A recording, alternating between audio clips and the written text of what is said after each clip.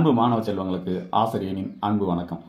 NEET சம்பந்தமான topics பார்த்துட்டு இருக்கோம். அதில் வந்து பார்த்தீங்கன்னா மெஷர்மெண்ட் பாடத்தில் இருக்கக்கூடிய மெஷர்மெண்ட் அளவீடுகள் அப்படிங்கிறதோட இன்ட்ரோடக்ஷன் கிளாஸ் தான் பார்க்குறோம். இதில் வந்து பார்த்தீங்கன்னா ஃபர்ஸ்ட் என்ன இருக்குது அப்படின்னு பார்த்தீங்கன்னா சிஸ்டம் ஆஃப் யூனிட்ஸ், அதாவது பார்த்தீங்கன்னா அடிப்படை அளவுகள், சிஸ்டம் ஆஃப் யூனிட்ஸ் அப்படின்னு இருக்குப்பா. இதில் வந்து பார்த்தீங்கன்னா 3 வகையான அடிப்படை அளவுகள் இருந்தது பழங்காலத்தில். அதாவது சிஜிஎஸ் மெத்தடு, சிஜிஎஸ், அடுத்து பார்த்தீங்கன்னா எஃபிஎஸ், அடுத்து பார்த்தீங்கன்னா எம்கேஎஸ். இந்த மாதிரி 3 வகையான அளவீட்டு முறைகள் வந்து அன்றைக்கி பழங்காலத்தில் பயன்படுத்தி இருந்தாங்க. அதில் வந்து பார்த்தீங்கன்னா முதல்ல பார்க்கும்போது சிஜிஎஸ். சிஜிஎஸ்னா என்ன? சிஜிஎஸ்ங்கிறது அதாவது அடிப்படை அளவில் இருக்கக்கூடிய நீளம், லென்த்து, மாசு, டைம், அதாவது நீளம், நிறை, காலம். இதோட அளவீடுகள் வந்து பார்த்தீங்கன்னா நீளத்தை வந்து சென்டிமீட்டர்லையும், லென்த்தை சென்டிமீட்டர்லையும், மாச கிராம்லையும், டைமை வந்து செகண்ட்லையும் சொல்லக்கூடிய அளவுகள் தான். அதாவது centimetre, gram, second, centimetre, gram, second, அதான் சிஜிஎஸ் அளவீடுகள் அப்படின்னு சொல்லுவோம். அப்போ அடிப்படை அளவில் முதல் 3 அளவுகளில் இருக்கக்கூடிய வந்து பார்த்தீங்கன்னா என்னது சென்டிமீட்டர், கிராம், செகண்டில் அளந்தோம்னா அதுக்கு வந்து சிஜிஎஸ் அளவீடு முறை அப்படின்னு இருந்தது. அதுக்கு பிறகு சில காலகட்டங்கள் என்ன பண்ணாங்கன்னா எஃபிஎஸ் அளவீடு முறைகளை பயன்படுத்தினாங்க.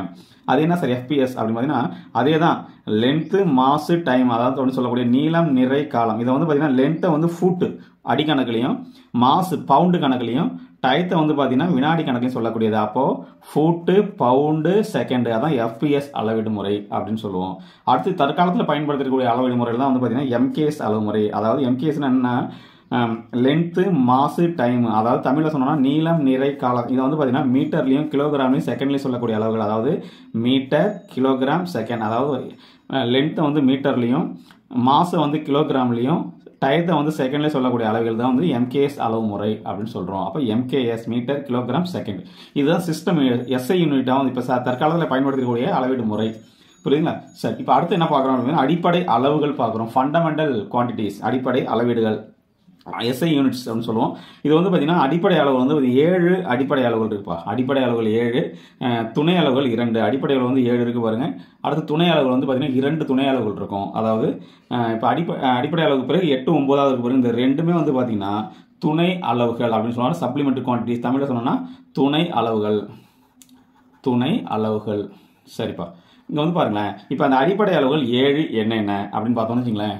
அதாவது பார்த்தீங்கன்னா லென்த்து, அடிப்படை அளவுகள் ஃபர்ஸ்ட் இருக்கிறது வந்து பார்த்தீங்கன்னா length, mass, time, electric current, temperature, amount of substance, அடுத்து லூமினஸ் இன்டென்சிட்டி. இதே தமிழில் பார்த்தோம்னு வச்சுங்களேன் நீளம், நிறை, காலம், மின்னோட்டம், வெப்பநிலை, பொருளின் அளவு அப்படின்னு சொல்லுவோம். இதோட அலகுகள் அப்படின்னு பார்த்தோம்னா நீளத்தை வந்து பார்த்தீங்கன்னா மீட்டரில் அளப்போம், நிறைய வந்து பார்த்தீங்கன்னா கிலோகிராமில் அளப்போம், காலத்தை வந்து செகண்டில் அளப்போம். இது எனக்கு பார்த்தது தான். இப்போ மின்னோட்டம் அப்படின்னு சொல்லுவாங்கல்ல, இந்த மின்னோட்டத்தோட அலகு வந்து பார்த்தீங்கன்னா ஆம்பியர். மின்னோட்டத்தை வந்து ஆம்பியருங்கிற அளவில் அளப்போம்.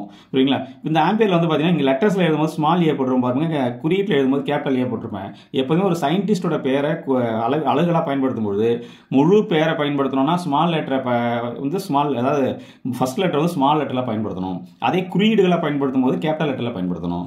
புரியுங்களா? சரி, அமௌண்ட் ஆஃப் சப்ஸ்டன்ஸ், அதாவது பொருளின் அளவு. இது வந்து கெமிஸ்ட்ரியில் பார்த்துருப்போம் மோல் அளவீடுகள் அப்படின்னு பார்த்துருப்போம். அதாவது MOL மோல். புரியுங்களா? லூமினஸ் இன்டென்சிட்டி, அதாவது ஒளி செறிவு. ஒளி செறிவுனா ஒன்றும் கிடையாது. இப்போ நல்லா வெயில் அடிக்குது, வெயில் அடிக்கிற நேரத்தில் வந்து இருக்கக்கூடிய வெளிச்சம் ஒரு மாதிரி இருக்கும், அதே நேரத்தில் வீட்டுக்கு உள்ளே இருக்கக்கூடிய வெளிச்சம் ஒரு மாதிரி இருக்கும். அப்போ ரெண்டுக்கும் உள்ள வேறுபாடு இருக்கு இல்லையா, அதான் ஒளி செறிவு. அப்போ வெயில் நல்லா அடிக்கக்கூடிய இடத்துல வந்து ஒளிச்செறிவு அதிகமாக இருக்கும், வெயில் குறைவாக இருக்கக்கூடிய இடத்துல ஒளி செறிவு குறைவாக இருக்கும். அப்போ அதோட அழகு தான் என்ன, கேண்டிலா அப்படின்னு சொல்லுவோம். அதை CD அப்படிங்கிற அழகை பற்றி பயன்படுத்துவோம். CD candela. புரியுதுங்களா? ரைட். இப்போ வந்து பார்த்தீங்கன்னா அடுத்து துணை அளவுகள் சொன்னீங்களா. துணை அளவுனா சப்ளிமெண்ட்ரி குவான்டிட்டிஸ், அதாவது துணை அளவுகள். இப்போ துணை அளவுகள்லாம் ஒன்றும் கிடையாது, 2 துணை அளவுகளை பயன்படுத்துகிறோம். ஒன்று வந்து பிளேன் ஆங்கிள், அதாவது தலை கோணம். தமிழில் சொன்னோம்னா தலை கோணம். இதோட அழகு வந்து பார்த்தீங்கன்னா ரேடியன். குறியீடு வந்து பார்த்தீங்கன்னா RAD, ரேடியன். அடுத்து சாலிட் ஆங்கிள், திண்ம கோணம். திண்ம கோணம் அதை வந்து பார்த்தீங்கன்னா ஸ்டேடியன் அப்படின்னு சொல்லுவோம். நம்ம என்ன பார்க்க போகிறோம் அப்படின்னு பார்த்தீங்கன்னா டைமென்ஷன் ஆஃப் பிசிக்கல் குவான்டிட்டிஸ், அதாவது இயற்பியல் அளவுகளின் பரிமாணங்கள் பார்க்க போகிறோம். பரிமாண வாய்பாடு அப்படின்னு பார்க்க போகிறோம். அது என்ன சார் பரிமாண வாய்பாடு? பரிமாண வாய்பாடுனா ஒவ்வொரு அடிப்படை அளவுகள் 7 பார்த்தோம் இல்லைங்களா, அதோட ஒவ்வொன்றுக்கும் ஒரு குறியீடை பயன்படுத்த போகிறோம். அதுதான் வந்து நம்ம பரிமாணங்கள் அப்படின்னு சொல்கிறோம். உதாரணத்துக்கு அடிப்படை அளவு பார்த்தீங்கன்னா நீளம் இல்லையா, நீளம், நீளம், நீளத்தை வந்து Lலையும், நீளத்தோட பரிமாண வாய்பாடு Lன்னு எடுத்துக்கிறோம்.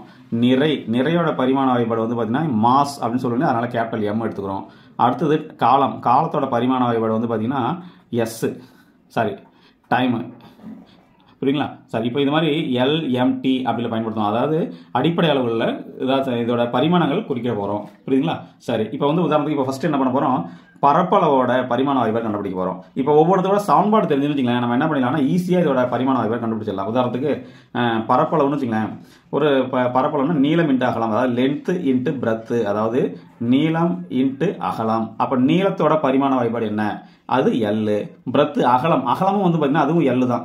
அப்போ எல் இன்ட்டு எல், அப்போ எல் ஸ்கொயர். அதான் இதோட பரிமாண வாய்ப்பாடு. புரியுதுங்களா? அப்போ ஒரு பாக்ஸுக்குள்ளே போட்டணும். அப்போ பரப்பளவோட பரிமாண வாய்ப்பாடு என்ன அப்படின்னா எல் ஸ்கொயரு. புரியுதுங்களா? சரி, இதே வால்யூம் எடுத்துக்கிறோம். கன அளவோட பரிமாண வாய்ப்பாடு என்ன? கன அளவுக்கான சமன்பாடு வந்து பாருங்க, நீளம் இன்ட்டு அகலம் இன்ட்டு உயரம், அதாவது length into breadth into height, இந்த மாதிரி எடுத்துப்போம். அப்போ என்ன பண்ணால் லென்த்தோட யூனிட் என்ன? எல் தான். பிரெத் அகலத்தோட யூனிட்டும் எல் தான்.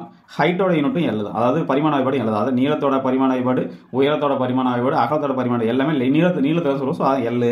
அப்போ இதோட பரிமாண வாய்ப்பாடு என்னன்னா எல் கியூபு. அதை ஒரு பாக்ஸ்க்குள்ளே போட்டுக்கிறோம். இதான் வந்து கன அளவுக்கான பரிமாண வாய்ப்பாடு.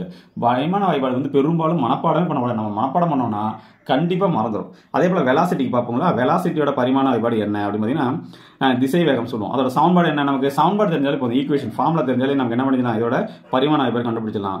அப்போ திசை வேகம், அதாவது வெலாசிட்டி டிஸ்பிளேஸ்மெண்ட்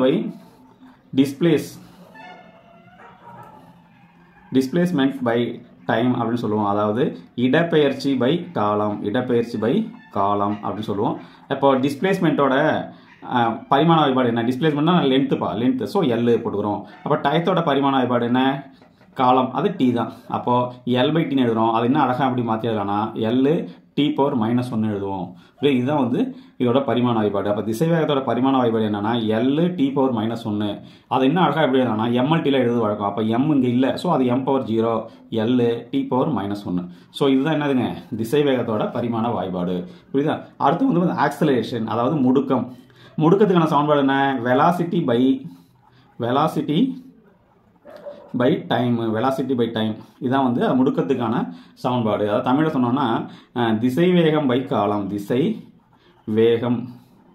காலம் சொல்லுவோம். ஸோ இதுதான் இதோட சமன்பாடு. அப்போ இதோட பரிமாண வாய்ப்பாடு எப்படி எழுதலாம்? வெலாசிட்டியோட பரிமாண வாய்ப்பாடு நம்ம ஆல்ரெடி கண்டுபிடிச்சி வச்சிருக்கோம். அப்போ என்னது? எல் T⁻⁻1 டிவைடட் பை காலம் ஒரு டைம். ஸோ இந்த டைத்தை மேலே கொண்டு போங்க, இன்னொரு -1 ஆகிடும். அப்போ எல் இன்ட்டு T⁻⁻2 அப்படின்னு எழுதுவோம். இதை இன்னும் எப்படி அழகாக எழுதலாம்னா M⁻0 எல் T⁻⁻2 அப்படின்னு எழுதலாம். இதான் என்னது? முடுக்கத்துக்கான பரிமாண வாய்ப்பாடு. புரியுதுங்களா? அடுத்து வந்து பாருங்க உந்தத்துக்கான பரிமாண வாய்ப்பாடு பார்க்க போகிறோம். அது என்ன சார்? உந்தத்துக்கான சமன்பாடு என்ன? மாஸ் இன்ட்டு வெலாசிட்டி உந்தத்துக்கான சமன்பாடு வந்து பார்த்தீங்கன்னா எம் இன்ட்டு வி அப்படின்னு. அதாவது நிறை இன்ட்டு திசை வேகம், அதாவது நிறை இன்ட்டு திசை வேகம். இது என்னது? உந்தத்துக்கான சமன்பாடு. அப்போது உந்தத்துக்கான பரிமாண வாய்ப்பாடு எழுதணும். இப்போ மாஸோட யூனிட் வந்து பார்த்தீங்கன்னா பரிமாண வாய்ப்பாடு என்னது? கேபிட்டல் எம் தான். வெலாசிட்டிக்கு என்ன வருது? L T⁻⁻1. ஏற்கனவே வெலாசிட்டி கண்டுபிடிச்சிருவோம் இல்லையா? L T⁻⁻1. ஸோ அப்போ எல் இன்ட்டு T⁻⁻1. அப்போது இதோடைய பரிமாண வாய்ப்பாடு என்னன்னா எல் T⁻⁻1. இதுதான் வந்து என்னதுங்க இதோட பரிமாண வாய்ப்பாடு. புரியுதுங்களா? அடுத்து வந்து பாருங்க ஃபோர்ஸுக்கான பரிமாண வாய்ப்பாடு எப்படி கண்டுபிடிக்கும்? மனப்பாடமே பண்ண வேண்டாம், ரொம்ப எளிமை. இது கொஞ்சம் ஃபாலோ பண்ணிட்டு வந்தீங்கன்னா ரொம்ப ஈஸியாக இருக்கும். ஃபோர்ஸ் F = நமக்கு என்ன தெரியும்? ஒரு சமன்பாடு தெரியும். F = m × a தெரியும். விசை F = m × a அப்படின்னு சொல்லுவோம். அப்போது எம்ஏன்னு சொல்றீங்க. எம்ங்கிறது என்ன? Mass capital M. ஏங்கிறது என்ன? ஆக்சலரேஷன் என்ன? ஆக்சலரேஷன் வந்து பார்த்தீங்கன்னா இடப்பெயர்ச்சி திசைவேகம் பை காலம். அப்போது திசைவேகம் பை காலம். ஸோ அப்போ இதோடைய பரிமாண வாய்ப்பாடு போட்டோம்னா அதாவது எம் நிறைக்கு வந்து எம்னு போட்டுக்கிறோம், கேபிட்டல் எம். திசைவேகத்துக்கு என்ன? எல் T⁻⁻1 டிவைடட் பை காலத்தோட அது வந்து டிவைடட் பை ஒரு டி. ஸோ இது மேலே போச்சுன்னா அப்போ என்ன வருது பாருங்க? எம் எல் இது வந்து மேலே போச்சுன்னா T⁻⁻2 மாறிடும். அப்போ LT ML T⁻⁻2. ஸோ இதுதான் வந்து என்னது? ஃபோர்ஸ், விசைக்கான பரிமாண வாய்ப்பாடு. புரியுதுங்களா? விசைக்கான பரிமாண வாய்ப்பாடு. அடுத்து வேலைக்கான பரிமாண வாய்ப்பாடு கண்டுபிடிக்க போகிறோம். அப்போது வேலை ஒர்க் டன், செய்யப்பட்ட வேலை W = F.D. செய்யப்பட்ட வேலை சமன்பாடு என்ன நமக்கு? F.D, அதாவது விசை இன்ட்டு கடந்த தொலைவு. விசை இன்ட்டு தொலைவு. இதான் வந்து என்னங்க வேலைக்கான சமன்பாடு. புரியுங்களா? ரைட்டு. இப்போ இதோட பரிமாண வாய்ப்பாடு நம்ம கண்டுபிடிக்கணும். எப்படி கண்டுபிடிக்கலாம்? நல்லா கவனிங்க. விசைக்கான சமன்பாடு என்ன? நம்ம ஏற்கனவே கண்டுபிடிச்சிருக்கோமோ அதை அப்படியே எழுதிக்கலாம். இல்லைனா F = ma போட்டு மறுபடியும் கொண்டு வரலாம். புரியுங்களா? அப்போ F = ma போட்டால் என்ன வருதுங்க? எல் டி பவர் மைனஸ் 2 வருது. ரைட்டு. இன்னொரு என்னது டிஸ்டன்ஸ் வருது இல்லையா, டிஸ்டன்ஸோட தொலைவோட பரிமாணம் எப்படி என்ன L. So L into L square வரும். அப்போ என்ன கிடைக்குது பாருங்க, M L square T power minus 2. இதுதான் வந்து என்னதுங்க வேலையோட பரிமாண வாய்பாடு. அடுத்து வந்து பார்த்தீங்கன்னா ஆற்றல் அதாவது செய்யப்பட்ட வேலை பை காலம், ஒர்க் டன் பை டைமு. அப்போ ஆற்றலுக்கான சமன்பாடு என்ன, செய்யப்பட்ட வேலை work done by time W/T அப்படின்னு சொல்லுவோம். அதாவது செய்யப்பட்ட வேலை, இப்போ வேலை பை காலம், இதுதான் வந்து என்னதுங்க இதோட சமன்பாடு. அப்போ வேலைக்கான சமன்பாடு என்ன கிடைச்சிருக்கு நமக்கு, M L square T power minus 2 கிடைச்சிருக்கு, டிவைட் பை டைம் கிடைச்சிருக்கு. அப்போ இந்த டைத்தை மேலே கொண்டு போங்க. அப்போ என்ன பண்ணும், இங்கே டைம் கீழே இருக்குது, மேலே போனால் -1. அப்போ ஏற்கனவே -2 இருக்குது, அதோட சேர்ந்து -3 ஆகிடும். அப்போது M L square T power -3. இதுதான் வந்து என்னது பவருக்கான பரிமாண வாய்பாடு. நல்லா கவனிச்சிங்க, பரிமாண வாய்பாடு மட்டும் நம்ம அதாவது டைமென்ஷனல் ஃபார்முலா மட்டும் மெமரி பண்ணிக்கலாம் அப்படின்னா மட்டும் என்ன பண்ண முடியாது, ரொம்ப கஷ்டம். மெமரி பண்ணோம்னா மறந்து போயிடும். ஸோ அதுக்காக என்ன பண்ணணும், மெமரி பண்ணாமல் அப்போ என்ன பண்ணணும், இது மாதிரி ஃபார்முலா போட்டு கண்டுபிடிச்சிடணும். புரியுதுங்களா? சரி, அடுத்து என்ன பண்ணணும், ப்ரெஷருக்கான பரிமாண வாய்பாடு என்ன. ப்ரெஷர் அப்படிங்கிறது பார்த்தீங்கன்னா F/A, அதாவது pressure force by area, F divided by A அப்படிங்கிற விசை பை பரப்பு, அதாவது விசை டிவைடட் பை பரப்பு. இப்போ இங்கே விசைக்கான பரிமாண வாய்பாடுனா எம் எல் டி பவர் -2 இங்கே இருக்கு பாருங்க, அதை தான் இங்கே எடுத்து எழுதுறோம். அடுத்து நம்ம என்ன பண்ணுறோம், பரப்பளவுக்கு என்ன ஏரியா என்ன பரப்பளவு L square. So L square. இப்போ என்ன பண்ண போகிறோம், இங்கே எல் இருக்குது, இங்கே எல் ஸ்கொயர் இருக்குது, அடிச்சோன்னு வச்சுக்கலாம் என்ன கிடைக்குது, ஒரு எல் கிடைக்குது. இப்போ எல் வந்து மேலே பார்த்தீங்கன்னா -1, இந்த -2 அப்படியே போட்டுக்க வேண்டியதான். அப்போது இந்த நம்ம ப்ரெஷருக்கான பரிமாண வாய்பாடுனா M L power -1 T power -2. So இதுதான் வந்து என்னது நம்ம ப்ரெஷருக்கான பரிமாண வாய்பாடு. சர்ஃபேஸ் டென்ஷன் அதாவது பரப்பு இழுவிசை. இப்போ இதுக்கு வந்து பார்த்தீங்கன்னா ஃபார்முலா என்னன்னா ஃபோர்ஸ் டிவைட் பை லென்த்து, அதாவது ஃபோர்ஸ் பை லென்த்து, அதாவது விசை பை இடப்பெயர்ச்சி, விசை பை நீளம், அதாவது விசை பை நீளம் அப்படின்னு சொல்லுவோம். இப்போ வந்து பார்த்தீங்கன்னா ஃபோர்ஸோட பரிமாண வாய்பாடு என்ன அப்படின்னு பார்த்தீங்கன்னா ஏற்கனவே பார்த்துட்டு பாருங்க, ஃபோர்ஸ்க்கு வந்து ml டி பவர் -2 இருக்கு இல்லையா, இதுதான் இங்கே பயன்படுத்துகிறோம், ml டி பவர் -2. அப்போது ml T power -2 force divided by ஒரு லென்த்து. ஸோ இப்போ என்ன பண்ணலாம், லென்த்து அடிபட்டுருவோம்னா ml பவர் 0, எல் அடிபடும், எல்லுங்க இல்லை. ஸோ எல் பவர் 0, அடுத்து டி பவர் -2. இதுதான் வந்து என்னது பரப்பு இழுவிசை. இதுதான் வந்து என்னது பரப்பு இழுவிசைக்கான பரிமாண வாய்பாடு. ஆற்றல் சொல்லுவோம், அதாவது எனர்ஜி. சரி, எனர்ஜிக்கான சமன்பாடு என்ன. எனர்ஜி வந்து பார்த்தீங்கன்னா 2-3 சமன்பாடு இருக்குது. நமக்கு தெரிஞ்சு வந்து பார்த்தீங்கன்னா கைனெட்டிக் எனர்ஜிக்கான சமன்பாடு எடுத்துப்போம். அப்போ kinetic energy equal to ½ mv². இப்போ இதுக்கு பரிமாண வாய்பாடு எப்படி கண்டுபிடிக்கலாம் அப்படின்னு பார்த்தீங்கன்னா, நம்பர் இருக்கு இல்லையா, நம்பருக்கு வந்து பரிமாண வாய்பாடு கிடையாது, அதனால் அதை விட்டுடலாம். அப்போ மீதி என்ன பாருங்க, mv² இருக்குது. அப்போ m மாசு, அப்போ மாசுக்கு வந்து கேபிட்டல் M. வினா என்ன, வெலாசிட்டினா என்ன, திசைவேகம் வந்து பார்த்தீங்கன்னா எல் டி பவர் -1. இங்கே ஏற்கனவே ஸ்கொயர் இருக்கு இல்லையா, அதோட ஸ்கொயராக போட்டுங்க. அப்போ என்ன வருது பாருங்க, m அப்போ எல் ஸ்கொயரு டி பவர் -2. இதான் வந்து எனர்ஜி, அதாவது ஆற்றலுக்கான பரிமாண வாய்பாடு. சார் இப்போ எனக்கு கைனெட்டிக் எனக்கு தெரியாது, பொட்டன்ஷியல் தான் தெரியாது, இயக்காற்றல் தெரியாது, நிலையாற்றலாம் தெரியும்னா நிலையாற்றல் சமன்பாடு வச்சு கண்டுபிடிக்கலாம். எப்படி நிலையாற்றல் வச்சுக்கலாம், அதாவது potential energy in potential energy சமன்பாடு என்ன, நிலையாற்றல் சொல்லுவோம் இல்லையா. அப்போ m இன்ட்டு mgh இந்த சமன்பாட்டிலேருந்து நம்ம கண்டுபிடிச்சிக்கலாம். சார் எப்படி கண்டுபிடிக்கலாம் அப்படின்னு பார்த்தீங்கன்னு வச்சுங்களேன், m என்னன்னா மாசு, சரி, ஜின்னா என்ன, புவியீர்ப்பு முடுக்கம். அப்போ முடுக்கங்கிற வார்த்தை வந்துட்டாலே பயப்பட வேண்டாம், முடுக்கத்துக்கான நம்ம சமன்பாடு போட்டணும். முடுக்கம்னா ஆக்சலரேஷன் அப்படின்னு சொல்லுவோம். அப்போது எல் டி பவர் -2 இதுதான் வந்து முடுக்கத்துக்கான, அதாவது ஆக்சலரேஷனுக்கான நம்ம சமன்பாடு பரிமாண வாய்பாடு. அடுத்து ஹைட்டு, ஹெச்சுக்கான பரிமாண வாய்பாடு, ஹைட்டு எல். So L. சரி, இப்போ எல்லாத்தையும் மாற்றி எழுதுவோமா, மாற்றி என்ன கிடைக்குது பாருங்க, M L into L square T power -2. ஸோ அப்போ என்ன கிடைக்குங்க, டி பவர் -2 கிடைக்குது பாருங்க. அப்போ இதுவும் ஒன்றா இருக்க பாருங்க. அப்போ நிலையாற்றலுக்கான சமன்பாட்டிலேருந்து கொண்டு வரலாம், இயக்காற்றலுக்கான சமன்பாட்டிலேருந்து கொண்டு வரலாம், எல்லாமே எனர்ஜிக்கான பரிமாண வாய்பாடு தான். அப்போது நல்லா கவனிச்சிங்க, பரிமாண வாய்பாடு எழுதும்பொழுது மனப்பாடம் பண்ணி இன்னொன்று எழுதணும்னா நமக்கு தப்பு வந்துடும். புரியுதுங்களா? அடுத்து ஃப்ரீக்வன்சி, அதாவது வந்து பார்த்தீங்கன்னா ஹெட்ஸ்னு சொல்லுவோம் இல்லையா, ஃப்ரீக்வன்சியோட பரிமாண வாய்பாடு என்ன அப்படின்னு பார்த்தீங்கன்னா, அதிர்வெண், தமிழ் சொன்னோம்னா அதிர்வெண்ணோட பரிமாண வாய்பாடு. அதிர்வெண்ணுக்கான சமன்பாடு என்ன அப்படின்னு பார்த்தீங்கன்னா 1/t, அதாவது 1 காலம் அப்படின்னு எழுதுவோம். அப்போ 1 காலம், இப்போ 1 காலம், அப்போ 1 டிவைட் பை டைம். அப்போ என்னது, டயத்தோட இது வந்து டைம் t தான். ஸோ அப்போ டைம் இன்வர்ஸ். அப்போது இதோட அழகு அப்படின்னு பார்த்தீங்கன்னா எம்முக்கு பவர் 0, எல்லும் கிடையாது, எல்லுக்கும் பவர் 0, அப்போ டி பவர் -1. இதுதான் வந்து என்னது அதிர்வெண், அதாவது ஃப்ரீக்வன்சியோட பரிமாண வாய்பாடு. புரியுதுங்களா? சரி, இப்போ அடுத்து நம்ம பார்க்கக்கூடியது என்ன அப்படின்னு பார்த்தீங்கன்னா நியூட்டன் கான்ஸ்டன்ட் இருக்கு இல்லையா, அதாவது நியூட்டன் ஈர்ப்பு விதியில் ஒரு ஜி வேல்யூ இருக்கு இல்லையா, அந்த நியூட்டனோட அதில் இருக்கக்கூடிய மதிப்பை வந்து நம்ம என்ன பண்ண போகிறோம், ஜி வேல்யூக்கு வந்து நம்ம பரிமாண வாய்ப்பாடு கண்டுபிடிக்க போகிறோம். எப்படி கண்டுபிடிக்கலாம், நல்லா கவனிச்சிங்க. நியூட்டன் அதாவது கேபிட்டல் ஜியின் பரிமாண வாய்ப்பாடு, ஜியின் பரிமாண வாய்ப்பாடு அதாவது டைமென்ஷனல் ஃபார்முலா பரிமாண வாய்ப்பாடு. இப்போ ஜி என்ன ஃபார்முலா நமக்கு என்ன தெரியும் அப்படின்னு பார்த்தீங்கன்னா F equal to capital G into m1 m2 divided by R square. இதான் வந்து என்னது நியூட்டன் சமன்பாடு சரிங்களா, அதாவது ஈர்ப்பு விசைக்கான நியூட்டன் சமன்பாடு. ரைட்டு, இப்போ நமக்கு என்ன தேவை, ஜியோட பரிமாண வாய்ப்பாடு தான் தேவை. அப்போ சமன்பாடை மாற்றி எழுதுறேன். மாற்றி என்னென்ன கிடைக்குது பாருங்க, கேபிட்டல் ஜியை மட்டும் அப்படியே வச்சுக்கிறோம். எஃப் இன்ட்டு ஆர் ஸ்கொயர் இந்த பக்கம் ஆர் ஸ்கொயர் ஆகிடும். அப்போது F R square divided by m1 m2 divide by வந்துடும். அப்போ m1 m2. அப்போ நம்ம சமன்பாடு எப்படி வருதுன்னா G equal to F R square divide by m1 m2 புரியுங்களா. சரி, இப்போ நமக்கு என்ன தெரியும், எஃப் ஃபோர்ஸ் இருக்கு இல்லையா, ஃபோர்ஸுக்கான சமன்பாடு F equal to m into A into R square divide by m1 m2. இப்போ இதுவும் மாசு ஒரு மாசுக்கு ஒரு மாசம் அடிச்சு விட்டுலாம். ரைட்டு, அப்போ என்ன வருது பாருங்க, ஆக்சலரேஷன் வந்து பார்த்தீங்கன்னா பரிமாண வாய்ப்பாடு என்ன, டைமென்ஷனல் ஃபார்ம் வந்து பார்த்தீங்கன்னா ஆக்சலரேஷன் அதாவது முடுக்கத்துக்கான பரிமாண வாய்ப்பாடு வந்து L(t⁻⁻²) புரியுங்களா. இங்கே டிஸ்டன்ஸ் அப்போ L square divide by mass அப்போ m.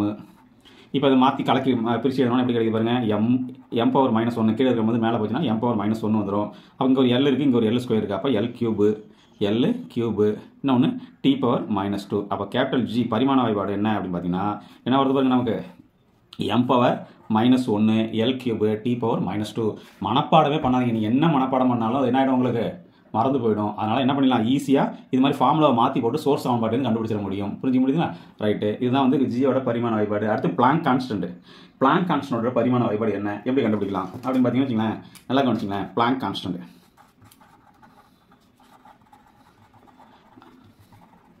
நமக்கு என்ன தெரியும், சமன்பாடு என்ன, E equal to H new அப்படின்னு தெரியும்ப்பா. அப்போ சமன்பாடு என்னது, E equal to H new, அதாவது தமிழ் சொன்னால் பிளாங்க் மாறிலின்னு சொல்லுவோம். அப்போ E equal to H new. நமக்கு ஹெச்சோட பரிமாண வாய்ப்பாடு தான் தேவைன்னு வச்சுங்களேன். அப்போ ஹெச்சை மட்டும் அப்படியே வச்சிங்க, இந்த நியூ இல்லையா பெருக்கலதுங்க வந்து வகுத்தலா மாறும். அப்போ E பை நியூ அப்படின்னு வரும். E பை நியூ நல்லா கவனிச்சிங்க. ஈங்கிறது ஆற்றல், ஏற்கனவே இதே பக்கத்தில் ஆற்றல் கண்டுபிடிச்சிருக்கோமா, ஆற்றல் m(L2) t⁻⁻2. அப்போது m(L2) t⁻⁻2 divide by frequency கண்டுபிடிச்சிருக்கோம் பாருங்க t⁻⁻1. So t⁻⁻1. சரி, இந்த t⁻⁻1 மேலே போச்சுன்னா என்ன ஆகிடுங்க, t⁻+1 ஆகிடும். அப்போ இதுவும் அப்போ இங்கே t⁻-2 இருக்குது, இங்கே t⁻-1 இருக்குது. ஒன்று அடிபட்டுரும். அப்போ என்ன கிடைக்குது பாருங்க, நமக்கு ஒரு t அடிபட்டுருப்பா. அப்போ அடிபட்டு என்ன கிடைக்குது பாருங்க, m(L2) t⁻-1. இதுதான் வந்து பிளாங்க் மாறிலிக்கான பரிமாண வாய்ப்பாடு. அப்போ பிளாங்க் மாறிலி h இருக்கு இல்லைங்களா, அதோட பரிமாண வாய்ப்பாடு என்னன்னா m(L2) t⁻-1. புரியுதுங்களா. இந்த மாதிரி பரிமாண வாய்ப்பாடுகளை நம்ம ஈஸியாக என்ன பண்ணிடலாம், கண்டுபிடிச்சு விட முடியும். புரிஞ்சுக்க முடியுதா. சரி, அடுத்தபடியாக நம்ம என்ன பார்க்க போறோம்னா எரர் பற்றி பார்க்க போகிறோம். எரர் அப்படிங்கிறது நம்ம தமிழில் சொன்னோம்னா பிழைகள். சரி, இப்போ இதில் என்ன சார் தெரிஞ்சுக்க போகிறோம் அப்படின்னு பிழைகளில் நம்ம படிக்கிற மாதிரி ஒன்றும் கஷ்டமானது கிடையாது.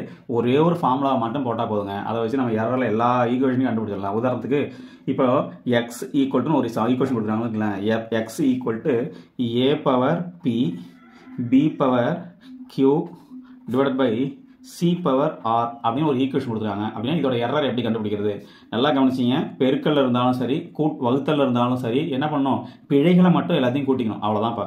இப்போ என்ன வருது, இப்போ பிழைகள் பார்க்கும்போது delta X divided by X equal to இந்த பவரில் இருக்குல்ல p, அதை மட்டும் முன்னாடி போட்டுக்கணும். அப்போ p into delta A divided by A plus, இப்போ பெருக்கல்ல இருக்கா ஏயும் பியும், ஆனால் ப்ளஸ் தான் போகணும்.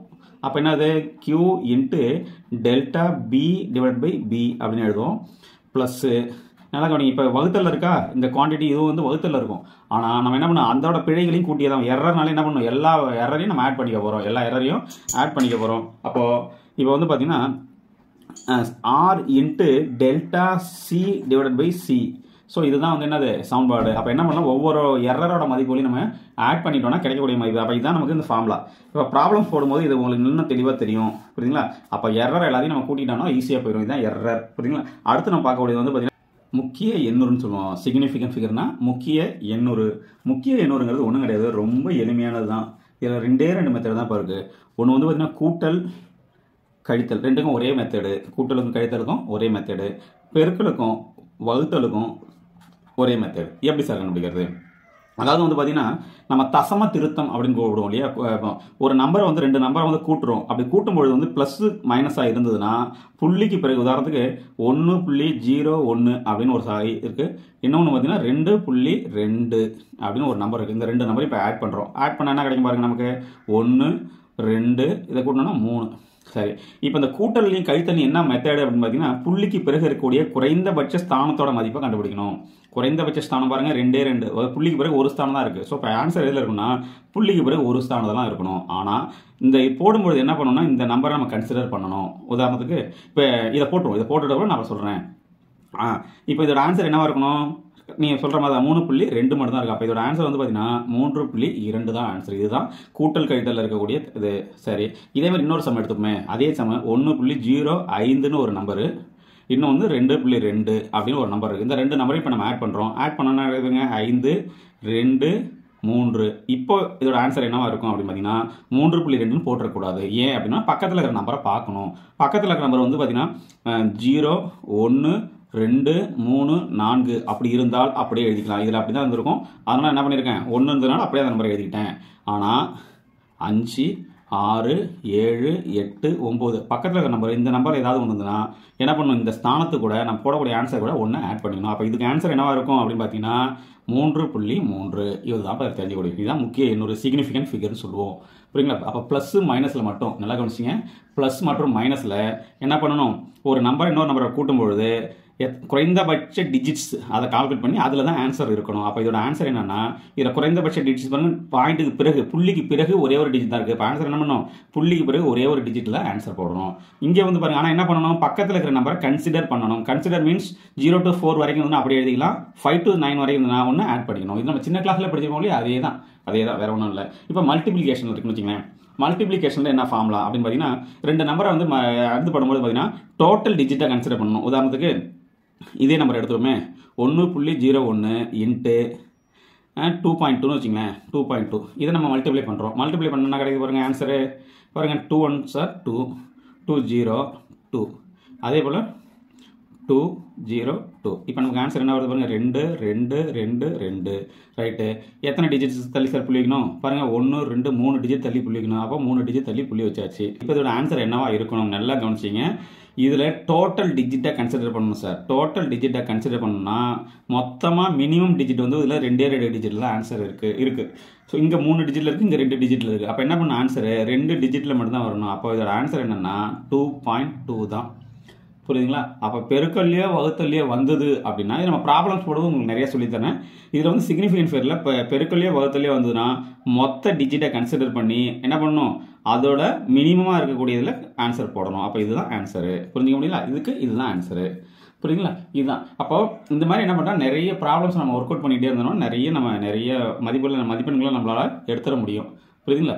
சரி, இப்போ தினந்தோறும் படிச்சுக்கிட்டே இருங்க, ஒர்க் அவுட் பண்ணிகிட்டே இருங்க. நம்ம வீடியோஸ் தவறாமல் பாருங்கள், உங்கள் நண்பர்களுக்கு ஷேர் பண்ணுங்கள். மேலும் இது போன்ற வீடியோக்களை பார்ப்பதற்கு ஆசிரியர் யூடியூப் சேனலை சப்ஸ்கிரைப் பண்ணுங்கள். கூடவே இருக்கிற பெல் ஐக்கனை கிளிக் பண்ணுங்க. உங்கள் நண்பர்களுக்கு ஷேர் பண்ணுங்கள், லைக் பண்ணுங்கள். நீங்கள் பண்ணுற ஒவ்வொரு லைக்கும் மற்ற நண்பர்கள் பார்க்குறதுக்கு உதவியாக இருக்கும். புரியுதுங்களா. நன்றி, வணக்கம்.